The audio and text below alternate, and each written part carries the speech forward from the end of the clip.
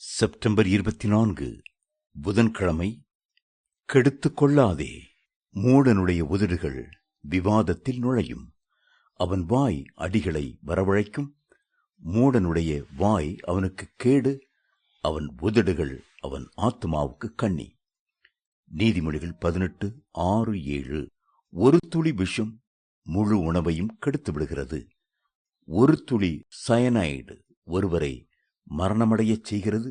ஒரு அணுகுண்டு ஒரு பெரிய பட்டணத்தையே அழித்து விடுகிறது. இப்படித்தான் மூடனுடைய வாயானது அவனுக்கு மாபெரும் கேட்டை உண்டாக்குகிறது என்று சாலோமன் ஞானி குறிப்பிடுகிறார். குடிகாரன் தன் சரீரத்தை கெடுக்கிறான், தன் குடும்பத்தை கெடுக்கிறான், தன் ஊரையே கெடுக்கிறான்.